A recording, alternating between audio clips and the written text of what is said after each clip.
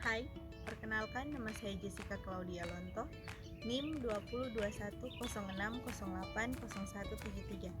Pada saat ini saya akan memberikan KIE tentang IMS atau infeksi menular seksual dan juga HIV/AIDS. Dimulai dengan IMS atau infeksi menular seksual, dikenal juga sebagai penyakit kelamin, disebabkan oleh virus, parasit, dan juga bakteri yang tumbuh pada kelamin wanita atau juga pria yang disebabkan karena hubungan seks bebas. Bahayanya IMS ini adalah dapat menyebabkan kemandulan, komplikasi, dapat merusak penglihatan, otak, dan hati, dapat menyebabkan kanker leher rahim untuk perempuan, dapat menular pada bayi, dan juga dapat menyebabkan HIV/AIDS, dan yang paling parah adalah dapat menyebabkan kematian. Cara mencegah IMS ini menggunakan metode ABC. A. Abstinence atau tidak melakukan hubungan seksual yang beresiko. B. Faithful atau setia pada pasangan. C. Kondom atau menggunakan pengaman ketika melakukan hubungan seksual. Dan saya akan memberikan contoh tentang IMS. Misalnya ada gonore, chlamydia, sifilis, konfroid, kutil kelamid, granula inguinale, hepatitis, dan HIV/AIDS, dan juga ada lain-lain. Berbicara tentang HIV/AIDS, siapa sih yang tidak tahu tentang HIV/AIDS? Semua orang pasti tahu tentang HIV/AIDS, tapi tahu atau tidak bagaimana cara penularan HIV/AIDS ini? Baiklah, saya akan menjelaskan tentang HIV/AIDS. HIV/AIDS itu dibagi dua, yaitu pertama HIV adalah kekebalan tubuh yang menurun drastis atau tubuh tidak mampu lagi melawan penyakit dan infeksi yang umumnya mudah dilakukan. Sedangkan AIDS adalah kerusakan sistem imun. Jadi bisa disimpulkan HIV dapat menyebabkan AIDS dan mengganggu kemampuan tubuh melawan infeksi.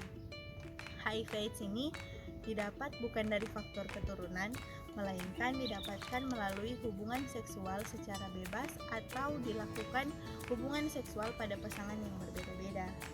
Sedangkan HIV ini dapat terjadi ketika aktivitas seks yang tidak aman, misalnya tidak menggunakan kondom ketika gonta-ganti pasangan.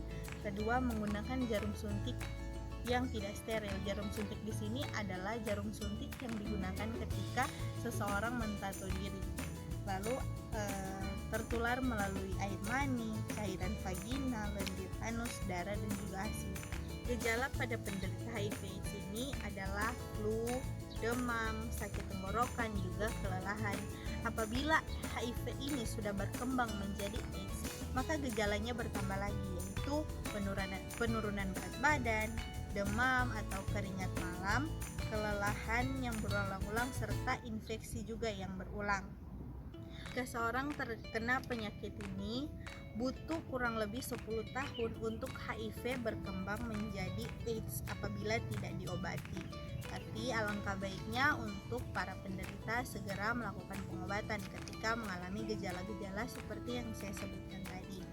Tapi ingat, HIV/AIDS tidak tertular melalui ludah, tempat makan atau minum, sendok yang digunakan, pelukan, pegang tangan, batuk atau bersin, serta kursi toilet, karena tidak boleh mengintimidasi para penderita HIV/AIDS dan juga IMS, tapi lebih baik kita melakukan support atau mensupport mereka agar melakukan penyembuhan. Sampai saat ini belum ada pengobatan yang dapat menyembuhkan HIV/AIDS tersebut, tetapi ada kepatuhan yang ketat yang harus dilakukan oleh konsumen regimen atau penderita penyakit HIV/AIDS, yaitu menggunakan antiretroviral atau ARV yang bisa memperlambat pertumbuhan virus tersebut.